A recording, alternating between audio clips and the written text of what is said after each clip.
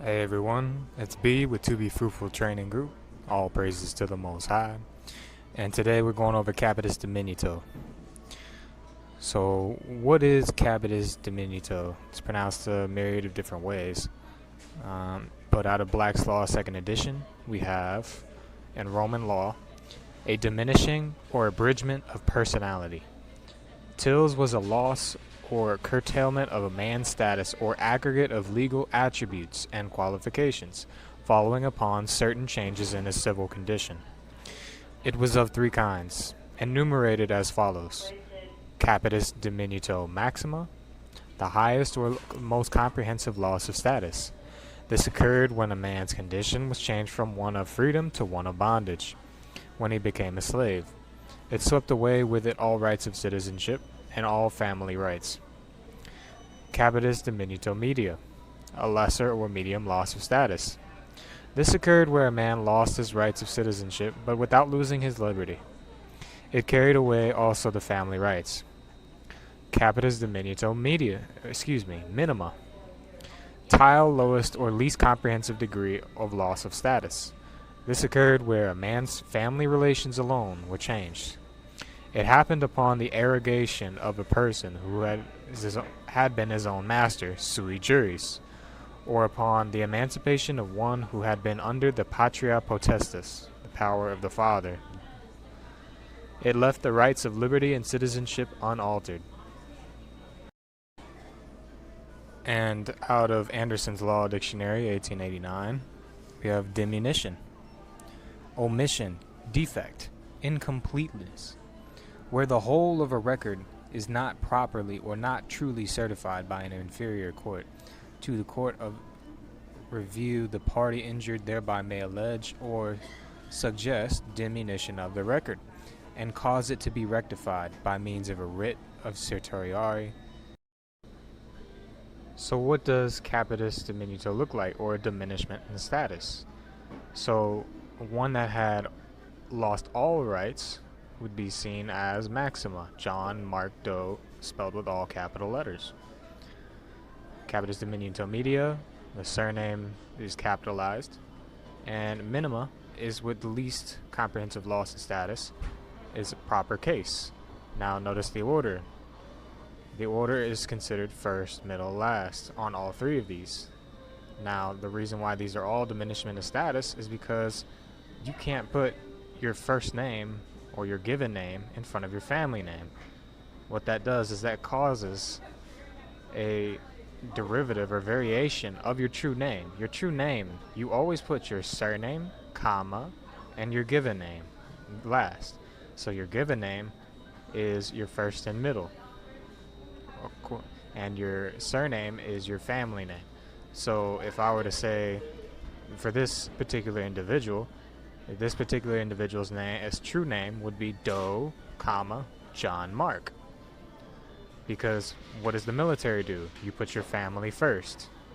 So that's why you always put your surname before your given name when you identify the real living man, as opposed to this entity, first, middle, last.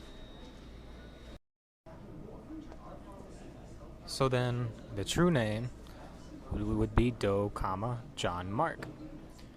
Now there's certain situations when certain applications as well as certain other interactions in the public require the use of the entity, meaning first, middle, last, instead of surname, comma, given.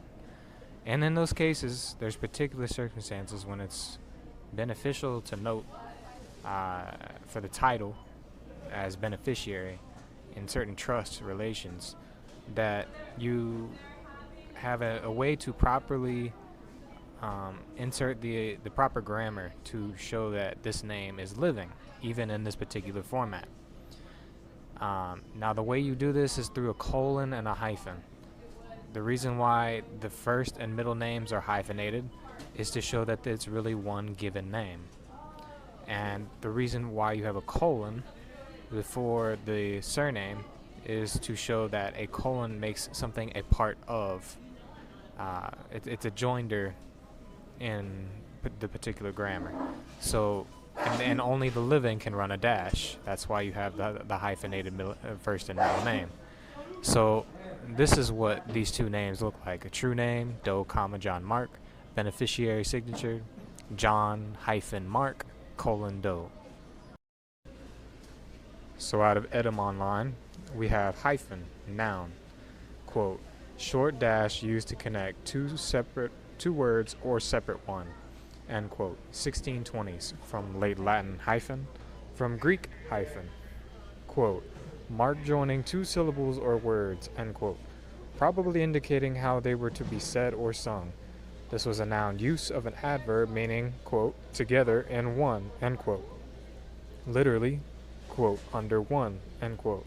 From hypo, under, from pi root upo, under, plus hen, neuter of heis, one, from pi root sem, one, as one, together with.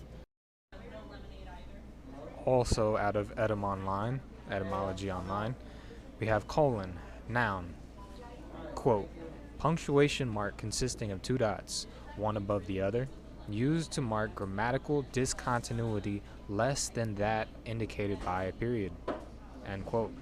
1540s, from Latin colon, part of a verse or poem, from Greek colon, part of a verse, literally, limb, member, especially the leg, but also of a tree limb, also figuratively a clause of a sentence, a word of uncertain etymology. The meaning involved in modern language is from independent clause to the punctuation mark that sets it off. In ancient grammar, a colon was one of the larger divisions of a sentence. Colon, large intestine. If you found this video helpful or insightful, please consider supporting.